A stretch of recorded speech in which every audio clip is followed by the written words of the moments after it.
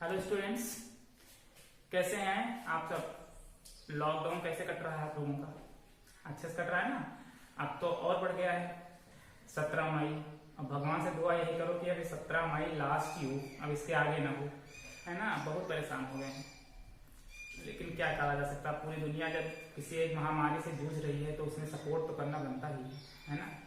हम सपोर्ट कर रहे हैं, आप भी सपोर्ट करिए। कैसे? घर पर रहकर, ठीक है। हम आपको यहाँ से लेक्चर बना करके भेज रहे हैं, ठीक है। आप घर पे आराम से बैठ करके पढ़िए, कोई दिक्कत नहीं। चलिए, क्लास 11 की केमिस्ट्री की बात करी जा रही थी कल, और इससे पहले दो लेक्चर में हमने मोल कंसेप्ट के बारे में बात करी थी, ठीक है।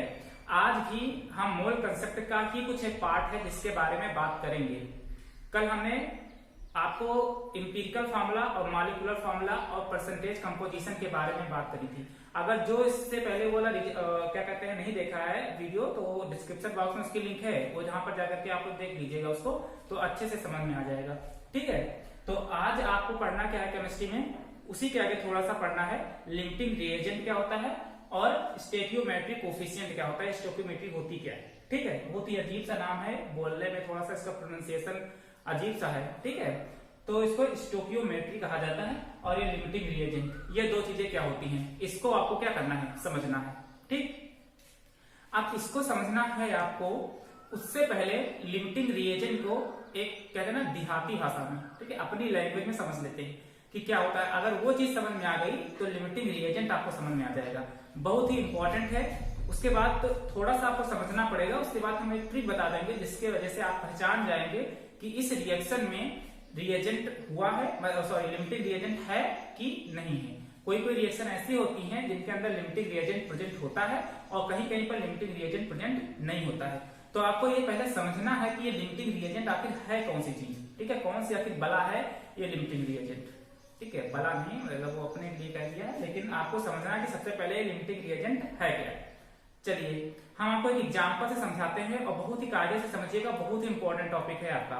फिर से मैं बता दे रहा हूं कि मोल कंसेप्ट केमिस्ट्री की जान है, समझिए जड़ है। अगर ये आपको नहीं समझना है, समझ नहीं आया तो समझ में कुछ नहीं आएगा, ठीक है। इसीलिए आप सबसे पहले सारे वीडियो पहले वाले देख लीजिए, उसके बाद आपको ये समझ में आएगा।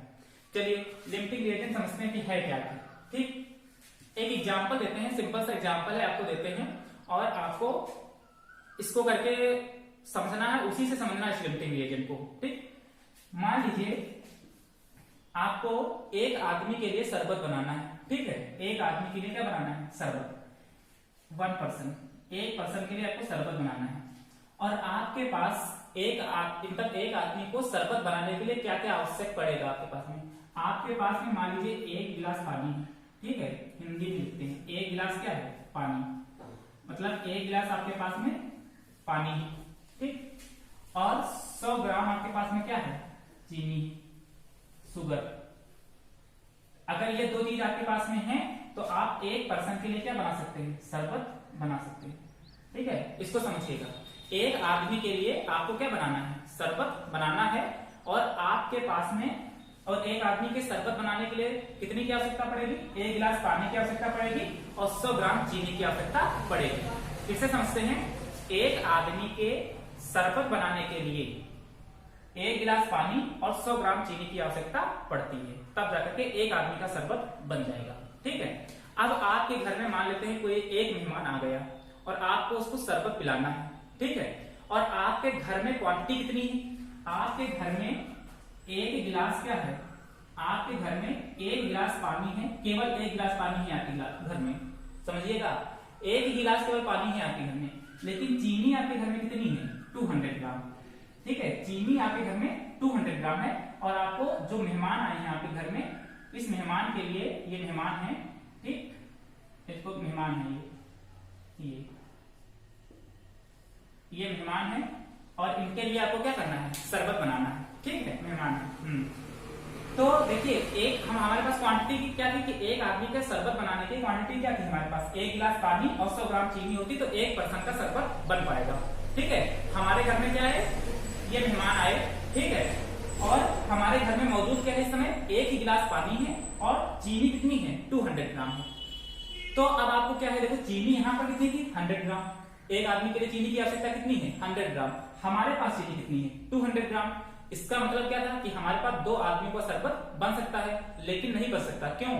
क्योंकि गिलास पानी का जो है हमारे पास वो एक ही है, एक ही गिलास पानी है, तो एक गिलास पानी में तो एक ही आदमी का क्या हो सकता है, शरबत बन सकता है। ठीक है, आया समझ में कुछ? तो देखिए अब यहाँ पर क्या 100 ग्राम चीनी, तो अभी भी देखो क्योंकि दोनों की क्वांटिटी बराबर नहीं है। अगर यहाँ पर 2 गिलास पानी होता, 200 ग्राम चीनी होती, तब तो 2 आदमी का शरबत बन जाता।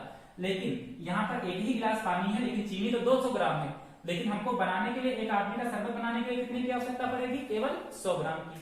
तो हमने ये 1 गिलास पानी ले लिया, क्या ले लिया? 1 गिलास पानी ले लिया, ठीक है, और इसमें से 100 ग्राम क्या ले ली? चीनी ले ली, और हमने इनको शरबत पिला दिया। ठीक है, लो शरबत पी लो, ठीक है, इनको शरबत पिला दिया। अब हमारे पास क्या पानी बचा? पानी क्या हो गया? खत्म हो गया। पानी हमारे पास नहीं बचा, क्योंकि पानी कहाँ चला गया? इनके पेट में शरबत बनकर। ठीक है, अब हमारे पास लेकिन चीनी तो बची। चीनी कितनी बची? 100 ग्राम चीनी बच गई। मतलब 100 ग्राम चीनी तो यूज हो गई इनके शरबत पिलाने में, लेकिन 100 ग्राम चीनी एक्स्ट्रा थी हमारे पास, वो हमारे पास क्या हो गई? बच गई। तो इस शरबत बनाने के लिए खत्म कौन हो चुका है? खत्म कौन हुआ? ये पानी। मतलब पानी पूरी तरीके से यूटिलाइज हो चुका है, पानी पूरी तरीके से शरबत बनाने में उपयोग हो चुका है। लेकिन जो चीनी की क्वांटिटी हमारे पास थी, वो पूरी की पूरी चीनी जो है यूटिलाइज नहीं हुई है। 100 ग्राम हुई है, 100 ग्राम बच गई है। तो जो पूरी तरीके से यूटिलाइज हो जाता है, इसी को क्या कहा जाता है? लिमिटिंग रिएजेंट कहा जाता है। मतलब वह रिएक्टेंट जो रिएक्शन करते वक्त रिएक्टेंट पूरी तरीके से क्या हो जाए? कंज्यूम्ड हो जाए, खत्म हो जाए, यूटिलाइज हो जाए प्रोडक्ट बनाने में, वही रिएक्टेंट क्या कहलाता है? लिमिटिंग रिएजेंट कहलाता है। और जो रिएक्टेंट बच जाता है उसको क्या कहते हैं? एक्सेस रिएजेंट कहा जाता है। ठीक है, एक्सेस मतलब ज्यादा क्वांटिटी में जो हो। तो यहाँ पर चीनी जो थी वो क्या थी? 100 ग्राम चीनी जो बच गई वो एक्सेस रिएजेंट है, और जो ये हमारे पास 1 गिलास पानी था, ये क्या होगा? लिमिटिंग रिएजेंट होगा, क्योंकि ये शरबत बनाने में पूरी तरीके से यूटिलाइज हो गया।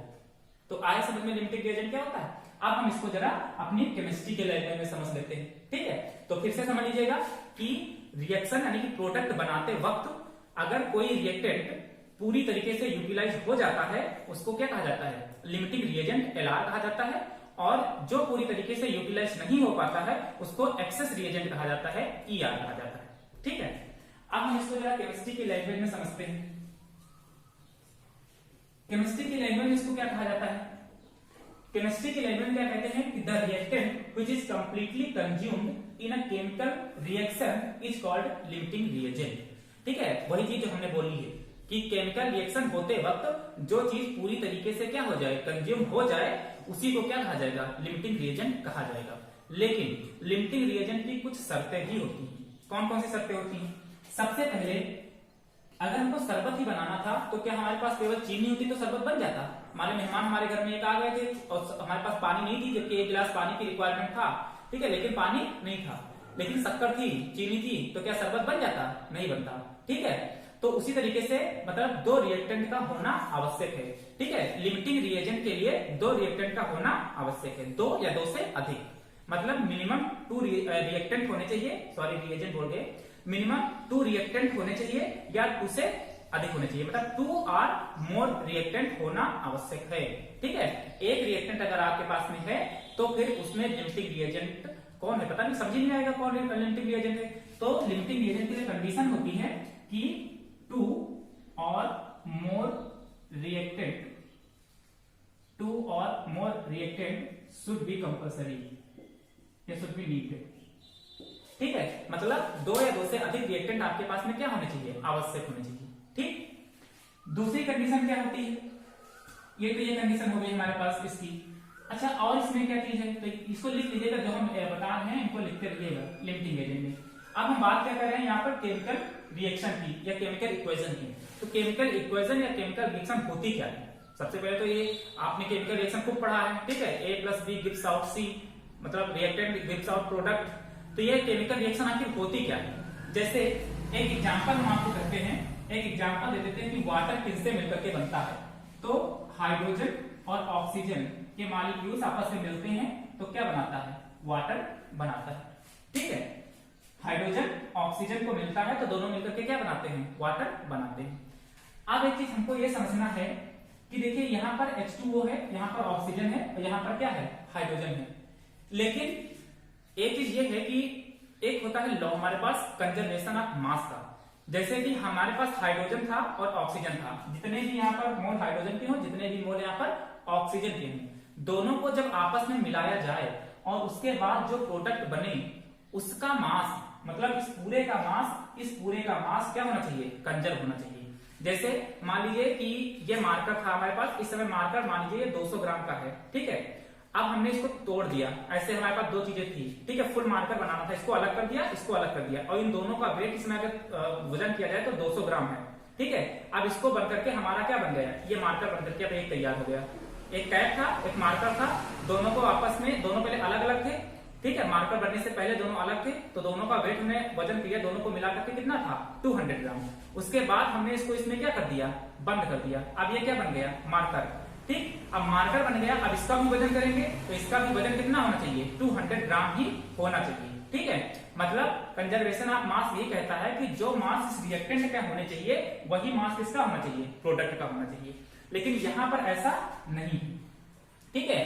तो क्या होता है कि जब रिएक्टेंट के हमारे पास मॉलिक्यूल्स जो होते हैं, रिएक्टेंट के जो मोल्स होते हैं, ये रिएक्टेंट के मॉलिक्यूल्स और यहाँ पर जो भी प्रोडक्ट बनता है इसके मॉलिक्यूल्स आपस में रीअरेंज्ड हो जाएं। रीअरेंज्ड होने का मतलब कि किसी तरीके से इसका मास क्या हो जाए, कंजर्व हो जाए, जिसको बैलेंसिंग कहा जाता है, ठीक है। रिएक्शन को क्या करना, बैलेंसिंग करना।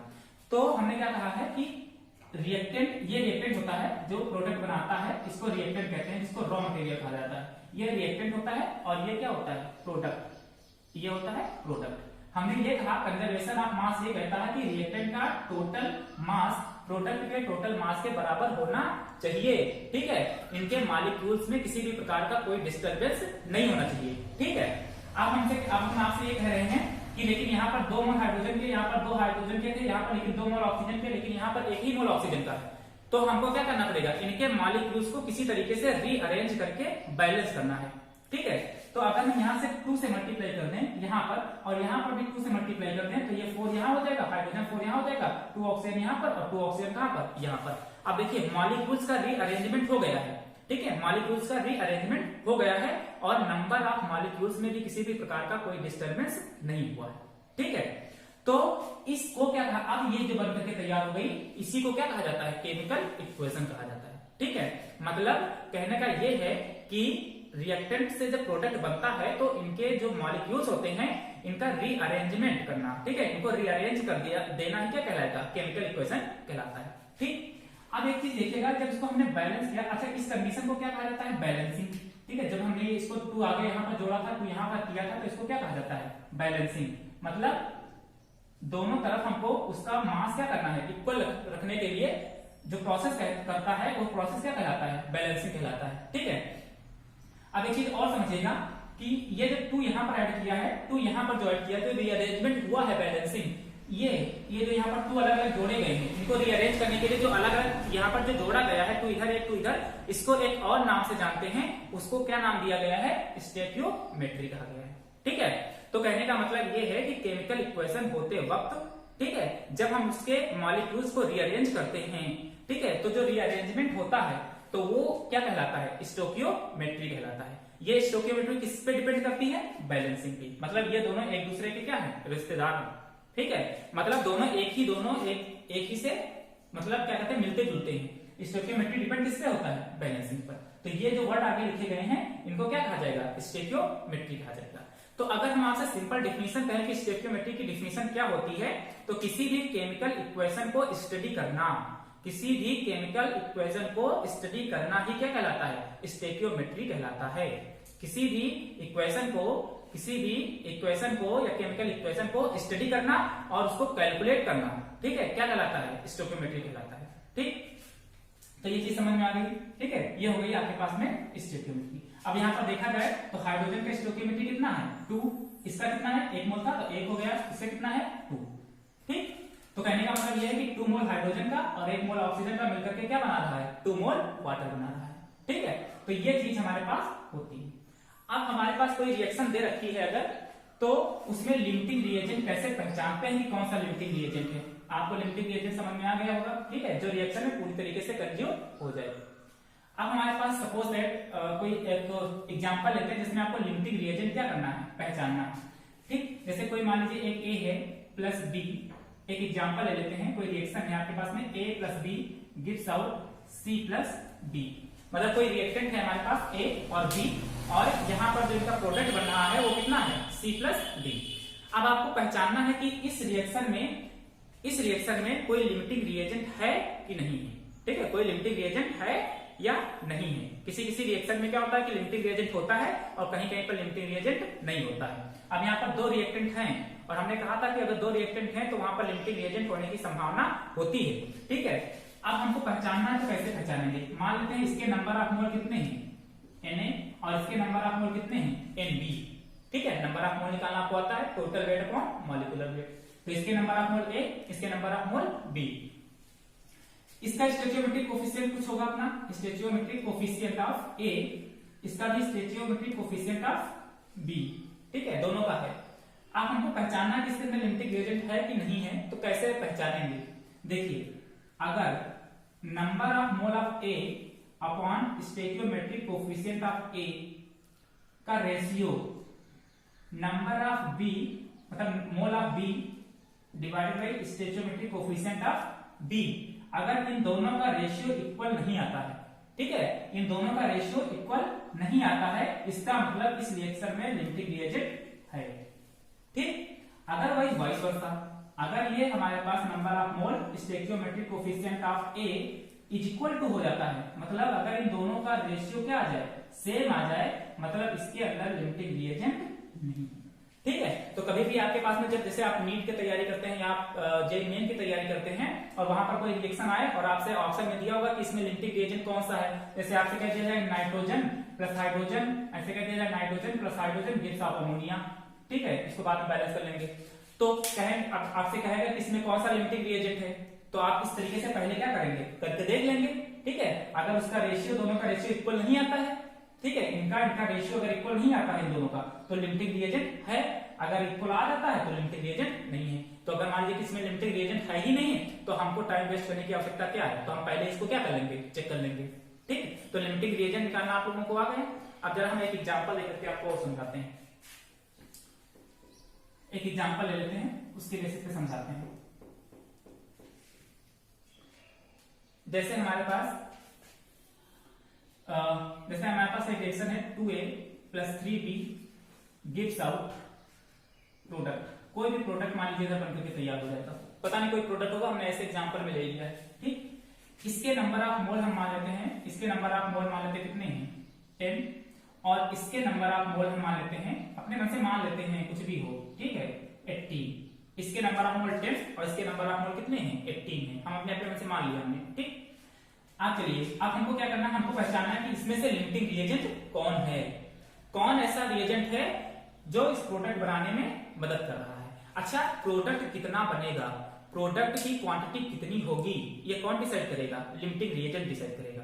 ठीक है, जैसे हमारे पास 200 ग्राम क्या थी, चीनी थी, और एक गिलास क्या था, पानी था। तो शरबत बनाने के लिए कौन डिसाइड करता शरबत कितना बनेगा, पानी डिसाइड करता, क्योंकि एक ही गिलास में एक आदमी का क्या बन सकता है, शरबत बन सकता था। चीनी डिसाइड नहीं करेगी कि पानी और शरबत बन पाएगा कि नहीं बन पाएगा। ठीक है, तो जो लिमिटिंग रिएजेंट होता है वही डिसाइड करता है कि प्रोडक्ट कितना बनेगा। ठीक, चलिए, अब Na=10 Nb=18। अब हमको रेशियो देखना कि इन दोनों में कौन सा लिमिटिंग रिएजेंट है जो डिसाइड करता है कि कितना प्रोडक्ट बनेगा। चलिए, हम रेशियो निकाल लेते हैं। क्या रेशियो निकालना है, Na/स्टोइचियोमेट्रिक coefficient of A is not equal to stoichiometric coefficient of B। अगर ये कंडीशन फॉलो होती है तो लिमिटिंग रिएजेंट होगा, नहीं फॉलो होती है तो लिमिटिंग रिएजेंट नहीं है इसमें। चलिए, इसके नंबर ऑफ मोल कितने हैं 10, इसका स्टोइचियोमेट्रिक कोफिशिएंट कितना है 2। ठीक है, यहां पर लिख लेते हैं, इसका देखिए मोल कितना है 18, इसका स्टोइचियोमेट्रिक कोफिशिएंट ऑफ B कितना है 3। ठीक है, ये कितना हो जाएगा 5, ये कितना हो जाएगा 6। क्या 5 6 के बराबर है, नहीं है, मतलब इसके अंदर लिमिटिंग रिएजेंट है। अब आपको पहचानना है कि लिमिटिंग रिएजेंट इसमें से है कौन सा, ए है कि बी है। ये तो पता चल गया कि रिएक्शन के अंदर लिमिटिंग रिएजेंट है, लेकिन कौन है ये नहीं पता है, चोर की दाढ़ी में तिनका वाला। ठीक है, चोर तो खड़े हैं लेकिन पता नहीं चल रहा कि कौन सा चोर है। अब यहाँ पर ये दोनों तो हैं, लेकिन ये नहीं पता है कि इसमें से लिमिटिंग रिएजेंट कौन है। देखिए, जब ये रेशियो निकाला जाता है, ना कि number of mole upon stoichiometric coefficient का जो रेशियो निकाला जाता है दोनों का, उनमें से मान लीजिए 2 हो या 2 से अधिक भी होते हैं, तो जितने का ये रेशियो, जितने यहाँ पर रिएक्टेंट होंगे उनका सबका रेशियो निकाल लेंगे हम, ठीक है। उनमें से जिनका रेशियो कम आएगा वही लिमिटिंग रिएजेंट होता है, ठीक है। जिनका रेशियो कम आएगा वही क्या होता है, लिमिटिंग रिएजेंट होता है। ये एक ट्रिक है, दिमाग में बैठा लीजिए बिल्कुल, ठीक है। अब कहने का मतलब ये था कि इन दोनों का रेशियो कितना आया था 5, इन दोनों का रेशियो कितना आया था 6, कम कौन है ये, इसका मतलब लिमिटिंग रिएजेंट कौन सा वाला होगा, ये वाला। तो इसके अंदर ए जो है यही क्या है, लिमिटिंग रिएजेंट है। आगे समझने इसको थोड़ा चलिए, इससे पहले वाला सब चीज आप लोग जो है नोट डाउन करते रहिएगा पेपर पर। इधर देखिए, आप कुछ कैलकुलेशन है इसी के बेसिस पर, जैसे है chemical calculation based on the chemical equation. Chemical equation के बेस पर कैसे कैसे कैलकुलेशन करे जा सकते हैं, ठीक है। ये 5 कैलकुलेशन आपके पास में हैं। पहला है कैलकुलेशन बेस्ड ऑन मोल मोल, ठीक है। दूसरा है calculation based on mole mass, calculation based on mass mass, mass volume और वॉल्यूम वॉल्यूम, ठीक है। इतने कैलकुलेशन हैं। आप लोग भी सोचते होंगे तो क्या है ना, सब मोह माया, मोह माया, ठीक है। तो ये है आपके पास में, इस तरीके से 5 तरह के कैलकुलेशन होते हैं। कुछ हम आज आपको बताते हैं, जो बच जाएंगे उनको नेक्स्ट वीडियो में बताएंगे, ठीक। चलिए, एक क्वेश्चन है, क्वेश्चन के बेसिस पे समझते हैं। सबसे पहला है कि इफ 2.5 मोल ऑक्सीजन, अगर 2.5 mole oxygen react with excess of hydrogen, ठीक है। ऑक्सीजन किससे रिएक्ट कर रहा है, हाइड्रोजन से। एक ही समझ लीजिएगा, यहाँ पर बहुत ही एक वर्ड बहुत ध्यान से पढ़िएगा। 2.5 mole oxygen react with excess of hydrogen, hydrogen की मात्रा क्या है, ज्यादा है, excess of hydrogen. Then calculate the moles of water formed, मतलब कहने का ये है कि 2.5 मोल ऑक्सीजन के अगर हाइड्रोजन के साथ में रिएक्ट करते हैं तो कितने मोल वाटर फॉर्म करेंगे, ठीक है। तो ऊपर वाला ये नोट डाउन कर लीजिएगा, इतने मेथड हैं, तो यहीं पर हम सॉल्व करते हैं, नीचे दिखाई नहीं पड़ेगा, हो सकता है।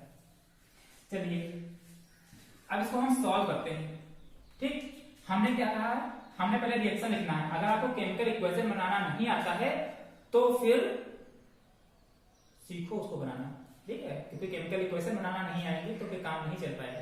तो पहले आप उसको सीखो, क्योंकि केमिकल इक्वेशन बनाना बहुत ही इजी है, ठीक। अब जो सुनो, क्या है कि H2 हाइड्रोजन और प्लस ऑक्सीजन, पहले तो अपन ही रिएक्शन लिखेंगे कि वाटर बनता कैसा है। H2 plus O2 gives out H2O। Balance करने के लिए यहाँ पर 2 लगाएंगे, यहाँ पर 2 मल्टीप्लाई करेंगे, बैलेंस हो गई। इसका स्टोइकियोमेट्रिक कोफिशिएंट 2, इसका कितना 1, इसका कितना 2, बन के तैयार हो गई रिएक्शन, ठीक। अब पहले क्वेश्चन भूल जाओ, अभी पहले इसको देखते हैं। इसमें क्या हुआ देखो, 2 मोल हाइड्रोजन और 1 मोल इक्वल टू नहीं है ये, ठीक है, मतलब मिल करके बना रहे हैं। 1 मोल किसका, oxygen, 1 mole oxygen is equal to कितने मोल वाटर, 2 मोल वाटर का क्या करते हैं, फॉर्म करते हैं, निर्माण करते हैं, ठीक है। 2 मोल हाइड्रोजन 1 मोल ऑक्सीजन मिलकर के क्या बनाते हैं, 2 मोल वाटर बनाते हैं, ठीक। तो अगर हमसे पूछा किसकी है, देखो कह रहा है कि 2.5 mole oxygen react with excess of hydrogen. तो देखो यहाँ पर लिमिटिंग रिएजेंट, क्योंकि एक्सेस में अगर हाइड्रोजन है तो लिमिटिंग रिएजेंट कौन हुआ, ऑक्सीजन तो हुआ। अगर एक्सेस में खुद ही कह रहा है कि एक्सेस में हाइड्रोजन है, अगर ये ना कहता तो हमको निकालना पड़ता वो रेशियो वाला सिस्टम, लेकिन यहाँ पर कह रहा है एक्सेस ऑफ हाइड्रोजन, इस वजह से हमको हाइड्रोजन को पता है कि लिमिटिंग रिएजेंट नहीं है, तो यही ऑक्सीजन लिमिटिंग रिएजेंट की तरह काम कर रहा है वाटर बनाने में, ठीक है। तो ये लिमिटिंग रिएजेंट है हमारे पास 2.5 मोल ऑक्सीजन। तो हमारे पास कह रहा कि तो फिर वाटर कितना बनेगा, ये कौन डिसाइड करेगा, ऑक्सीजन डिसाइड करेगा। कौन डिसाइड करेगा, ऑक्सीजन डिसाइड करेगा कि कितना वाटर बनेगा। तो हम ऑक्सीजन को ही लेकर के क्या करेंगे, सॉल्व करेंगे। तो देखो इस रिएक्शन में अगर देखो तो 1 मोल ऑक्सीजन कितने मोल वाटर बना रहा है, 2 मोल वाटर बना रहा है, ठीक है। 1 मोल ऑक्सीजन 2 मोल वाटर बनाने की परमिशन देता है। तो हमको कितने निकालनी है, 2.5 मोल ऑक्सीजन, 2.5 मोल ऑक्सीजन कितने मोल वाटर बनाने की परमिशन देगा, हम मान लेते कि वो 1 मोल देगा, ठीक है। तो हम इसको क्या करेंगे, क्रॉस मल्टीप्लाई करेंगे, इसको हम मिटा दे रहे हैं जरा, इसको नोट डाउन तो कर ही लिया है। तो देखो इसको क्रॉस मल्टीप्लाई करेंगे, x की वैल्यू निकालना है, तो x इक्वल टू कितना हो जाएगा 2 इंटू 2.5, तो ये कितना हो जाएगा 5, ठीक है 5 मोल। मतलब कहने का ये है कि यदि 1 मोल ऑक्सीजन 2 मोल वाटर बनाने की परमिशन देता है, अपने परमिशन अपने में से जोड़ रहे हैं, मतलब समझ लीजिए कि ये डिसाइड करता है कि 2 मोल वाटर बनेंगे, तो 2.45 मोल ऑक्सीजन डिसाइड करेगा कि कितना मोल वाटर बनेगा, 5 मोल वाटर बनेगा। बहुत इजी था, ठीक है। अगर आपको लिमिटिंग रिएजेंट पहचान में आ गया, क्योंकि इसमें खुद ही लिमिटिंग रिएजेंट उसने कह रखा था, मोल उसके दे रखा था, उसने खुद ही एक्सेस में कह दिया था कि हाइड्रोजन में, तो जो एक्सेस में होता है उसको एक्सेस रिएजेंट कहा जाता है, और जो वैसे होता है कम में उसको लिमिटिंग रिएजेंट कहा जाता है। तो हमने आपको पहले बताया कि कितना प्रोडक्ट बनेगा ये डिसाइड कौन करता है, लिमिटिंग रिएजेंट करता है, ठीक है। चलिए ये समझ में आ गया। दूसरा क्वेश्चन देखते हैं जरा। ये जो क्वेश्चन हमने पहले वाला कराया था ये बेस्ड था पहला मोल कंसेप्ट पे बेस्ड था, क्योंकि सब चीज इसमें क्या थी, मोल। अब ये दूसरा जो क्वेश्चन है ये मोल मास पे डिपेंड करता है, मोल मास पे डिपेंड करता है। समझिएगा, बहुत ही कायदे से इसको समझिएगा। पहला वाला एग्जांपल हमने आपको दे दिया मोल वाला, अब दूसरा कैलकुलेशन क्या था, मास मोल वाला, ठीक है। उसकी बात कर लेते हैं। क्या कह रहा है क्वेश्चन ये कह रहा है कि if 6 mole hydrogen react with excess of nitrogen, देखिए 6 mole hydrogen react with excess of nitrogen, इसमें भी नाइट्रोजन की मात्रा आपको पहले से एक्सेस में दे रखी है, then calculate the mass of ammonia formed, तो आपको अमोनिया का मास क्या करना है, कैलकुलेट करना। आपकी बार मास कैलकुलेट करना है, मोल दिए हैं, इसका मतलब मोल मास रिलेशनशिप आ रहा है आपके पास, ठीक है। एक्सेस में फिर से आपकी बात क्या कह रहा है कि एक्सेस में कौन है, एक्सेस में कौन है, नाइट्रोजन। तो समझ में आ गया लिमिटिंग रिएजेंट कौन होगा। ओके, बहुत समझदार हैं आप लोग, ठीक है, बहुत अच्छी तरीके से समझ रहे हैं। चलिए पहले हम अपनी रिएक्शन लिख लेते हैं कि अमोनिया कैसे बनती है। रिएक्शन बनाना आपको आना चाहिए। तो नाइट्रोजन मिलता है, हाइड्रोजन मिलता है, ठीक है, N2+H2 गिव्स आउट अमोनिया। इसको बैलेंस करेंगे, अब हम रीअरेंज करेंगे इनके मॉलिक्यूल्स को। 3 मोल हाइड्रोजन, यहाँ पर 2 मोल नाइट्रोजन, यहाँ 2 से आगे क्या किया, मल्टीप्लाई कर लिया। यहाँ पर कितने हो गए 6, तो यहाँ पर भी कितना मल्टीप्लाई कर दिया 3। तो अब ये बनकर के रिएक्शन हमारी क्या हो गई, तैयार हो गई, ठीक। अब हमको किसका मोल निकालना है, ध्यान रखिएगा, आपको किसका मास निकालना है, अमोनिया का मास। कितना कह रहा है कि 6 मोल हाइड्रोजन, 6 मोल हाइड्रोजन कितना अमोनिया बनाएगा। अच्छा, इसमें लिमिटिंग एजेंट कौन है, हाइड्रोजन, क्योंकि एक्सेस में कौन कह रहा है, नाइट्रोजन। अगर एक्सेस में नाइट्रोजन ना कहता तो आपको नाइट्रोजन के मोल दिए होते, तो आपको मोल अपॉन में स्टोइचियोमेट्रिक कोएफिशिएंट से क्या करना पड़ता, निकाल करके देखना पड़ता कि कौन लिमिटिंग रिएजेंट है, ठीक है। लेकिन इसमें लिमिटिंग रिएजेंट खुद बता रहा है कि क्या है, हाइड्रोजन है, क्योंकि एक्सेस में कौन सा है, नाइट्रोजन। तो कौन डिसाइड करेगा अमोनिया कितनी बनेगी, ये कौन डिसाइड करेगा, हाइड्रोजन डिसाइड करेगा, ठीक है। हाइड्रोजन डिसाइड करेगा कि कितनी अमोनिया बनेगी, ठीक। तो अब हम बात करते हैं यहाँ पर, तो यहाँ पर पहले देख लेते हैं इस रिएक्शन में कितनी अमोनिया बन रही है, उसके बाद हम अपनी इसकी बात करेंगे। देखिए 1 मोल किसका, 1 मोल नाइट्रोजन का, 1 मोल नाइट्रोजन का, और 3 मोल किसके, 3 मोल किसके, हाइड्रोजन के, मिल करके कितने मोल अमोनिया बना रहे हैं, 2 मोल अमोनिया बना रहे हैं। ये चीज समझ में आई, 1 मोल नाइट्रोजन का, 3 मोल हाइड्रोजन का, 2 मोल क्या बना रहे हैं, अमोनिया बना रहे हैं, ठीक। अब हम अपने यहां पर आते हैं जरा, यहां पर तो अगर हमारे पास अगर एक चीज देखा हो कि अगर 1 मोल, देखो यहां पर आते हैं जरा कि 3 मोल हाइड्रोजन, 3 मोल हाइड्रोजन, 3 मोल हाइड्रोजन, क्योंकि हाइड्रोजन ही तो डिसाइड करता है कि अमोनिया कितना बनेगा। तो अगर 3 मोल हाइड्रोजन कितने मोल अमोनिया बना रहे हैं, 2 मोल अमोनिया बना रहे हैं, ठीक है।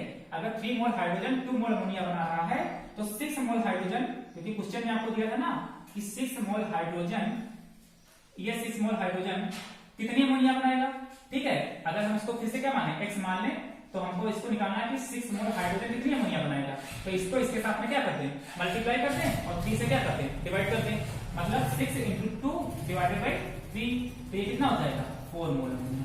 तो ये कितने मोल अमोनिया बनाएगा, 4 मोल अमोनिया बनाएगा। आए समझ में, ठीक है। मतलब इसे समझिएगा कि पहले तो हमने नॉर्मल रिएक्शन अपनी लिखी, जो रिएक्शन होती है, अभी क्वेश्चन को हमने कुछ नहीं पढ़ा। तो 1 मोल नाइट्रोजन का, 3 मोल हाइड्रोजन का मिलकर के कितना मोल अमोनिया बनाता है, 2 मोल अमोनिया बनाता है। एक स्टैंडर्ड रिएक्शन में हाइपर प्रोसेस कहते हैं अमोनिया बनाने का, ठीक है। तो 6 मोल में पूछा था ना क्वेश्चन, 6 मोल में पूछा था, और लिमिटिंग रिएजेंट हम पहले से पहचान गए थे, कौन था इसमें, हाइड्रोजन था, ठीक है। तो 6 मोल हाइड्रोजन कितने मोल अमोनिया बनाएगा, x मोल अमोनिया बनाएगा, सपोज है। तो ये क्रॉस मल्टीप्लिकेशन करेंगे, तो x इक्वल टू कितना हो जाएगा 6 इंटू 2 डिवाइडेड बाई कितना 3, तो कितना मोल आ गया 4 मोल अमोनिया। तो अगर 3 मोल हाइड्रोजन 2 मोल अमोनिया बनाने की परमिशन देता है तो 6 मोल हाइड्रोजन कितने मोल अमोनिया बनाने की परमिशन देगा 4 मोल अमोनिया बनाने की परमिशन देगा। अब आपको अमोनिया का मास क्या करना था, निकालना था कि 6 मोल हाइड्रोजन कितने यूरिया बना पाएगा, कितना यूरिया बना, ओ सॉरी अमोनिया, ठीक है, यूरिया नहीं अमोनिया, गलती से निकल जाता है कभी कभी मुंह से, तो उसको थोड़ा सा ध्यान रखिएगा, आप लोग भी आदमी ही हैं हम लोग। तो क्या है 6 मोल हाइड्रोजन कितनी परमिशन देता है 4 मोल अमोनिया बनाने की परमिशन देता है। तो इसका वेट कितना होगा, तो आपको वेट निकालना तो बहुत अच्छे से पता है, ठीक है, आप पहले से ही क्या कर चुके हैं, सब पढ़ चुके हैं कि number of mole of ammonia का निकालना था ना मास, तो number of mole of ammonia NH3 is equal to क्या होता था टोटल वेट, अच्छा इसको W से लिख लेते हैं, total weight of ammonia divided by molecular weight of ammonia, यही तो होता था। तो हमको यही तो टोटल वेट निकालना है। तो टोटल वेट अगर आपको निकालना है टोटल वेट, तो ये कितना हो जाएगा मोल of ammonia NH3 into molecular weight of ammonia, ठीक है। तो आपको मोल दिए हैं, मोल कितना दिया है, तो weight of ammonia is equal to कितना हो जाएगा, नंबर ऑफ मोल आपको कितने दिए हैं 4, ठीक है, और मॉलिक्यूलर वेट अमोनिया का कितना होता है, देखिए 14 किसका हो जाएगा नाइट्रोजन का हो जाएगा मॉलिक्यूलर वेट, और 3 इंटू हाइड्रोजन में कितना हो जाएगा 1, तो 14 3 कितना 17, तो कितना हो जाएगा 17, तो 17 और 4 से इसको गुणा करो कितना हो जाएगा 7 × 28 का 8, 2 हो जाएगा, 4 × 4 5 6 68 ग्राम, ठीक है। तो 4 मोल जो हमारे पास अमोनिया होगी किसके बराबर होगी 68 ग्राम के बराबर होगी। फिर से समझते हैं, पहले हमने नॉर्मल रिएक्शन की अमोनिया बनाने की, फिर हमने देखा कि 1 मोल नाइट्रोजन 3 मोल हाइड्रोजन मिलकर के 2 मोल अमोनिया बनाता है, लेकिन क्वेश्चन हमसे कितना पूछ रहा था 6 मोल का पूछ रहा था ना। हमने पहचाना पहले क्या लिमिटिंग रिएजेंट, कि हमको पहले तो ये पता होना चाहिए कि अमोनिया बनाने के लिए परमिशन कौन दे रहा है, डिसाइड कौन करेगा कि कितनी अमोनिया बनेगा, तो डिसाइड कौन करता है लिमिटिंग रिएजेंट डिसाइड करता है कि कितनी अमोनिया बनेगा। तो यहाँ पर लिमिटिंग रिएजेंट कौन था, यहाँ पर लिमिटिंग रिएजेंट हाइड्रोजन था, क्योंकि क्वेश्चन खुद नाइट्रोजन को एक्सेस मात्रा में कह रहा था, एक्सेस क्वांटिटी में कह रहा था, तो इस का लिमिटिंग रिएजेंट कौन है, ये हाइड्रोजन, तो यही डिसाइड करेगा कि कितनी अमोनिया बनेगी, ठीक है। तो अगर 3 मोल हमारे पास हाइड्रोजन डिसाइड करता है कि कितनी मोल अमोनिया बनेगी 2 मोल अमोनिया बनेगी, तो 6 मोल हाइड्रोजन डिसाइड करेगा कि कितनी अमोनिया बनेगी 4 मोल अमोनिया बनेगी, हमने इसको निकाल लिया, ठीक है। तो अब हमको अगर 4 मोल अमोनिया पता चल गई है, तो अमोनिया का फार्मूला पता है, 4 मोल पता है, तो हमको मोल वाला फार्मूला बताना कि mole is equal to total weight upon molecular weight, हमको यही तो बताना है कि कितना वेट अमोनिया का बनकर तैयार हुआ है। तो मोल पता है तो हम वेट निकाल सकते हैं, वेट इज इक्वल टू क्या होता है number of mole into molecular weight, तो weight equal to number of mole into molecular weight ammonia का रखना था, नंबर ऑफ मोल हमने 4 निकाल ही लिया है, ठीक है, 6 मोल हाइड्रोजन के लिए, और ये 17 आपको पता है इसका मॉलिक्यूलर वेट होता है, तो इसको जब मल्टीप्लाई करेंगे तो कितना हो जाएगा 68 ग्राम हो जाएगा। आया समझ, चलिए तो 2 कैलकुलेशन हमने आपको बताए हैं, अगर आपको इसमें कोई दिक्कत आती है थोड़ा वीडियो पीछे ले जाइए और फिर से देखिए, आपको समझ में आएगा, ठीक है। अगर आपको कोई परेशानी होती है तो आप हमारे व्हाट्सएप नंबर पर, इस व्हाट्सएप नंबर पे 9792107671 पर आप क्या कर सकते हैं, कॉल करके मालूम कर सकते हैं या व्हाट्सएप करके मालूम कर सकते हैं, ठीक है, मैसेज करिए आपको रिप्लाई मिलेगा। और कोई दिक्कत, बाकी के जो आपके पास में 3 और बचे हैं, मास वाला बच्चा है, वॉल्यूम मास वाला बच्चा है और वॉल्यूम वाला बच्चा है, ठीक है, ये कैलकुलेशन हम आपको नेक्स्ट लेक्चर में आपको बताएंगे, ठीक है। तो आज के वीडियो में बस इतना ही, आप लोग लगाइएगा, अच्छे से प्रैक्टिस करिएगा, ठीक है। आज हमने कोई होमवर्क आपको नहीं दिया है, आप इसको कायदे से यही क्वेश्चन आप समझिएगा, और अगर आपके पास में कोई बुक है तो आप उसका इस्तेमाल करिए, नहीं तो आज तो इंटरनेट है आजकल, ठीक है, वहां पर आप क्वेश्चन डालिए और क्वेश्चन आपके सामने आ जाएंगे, उनको प्रैक्टिस करिए, ठीक है। अगर कोई दिक्कत आती हो तो आप हमें जो हमने नंबर बताया इस पे आप क्या कर सकते हैं मालूम कर सकते हैं, ओके, चलिए बाय।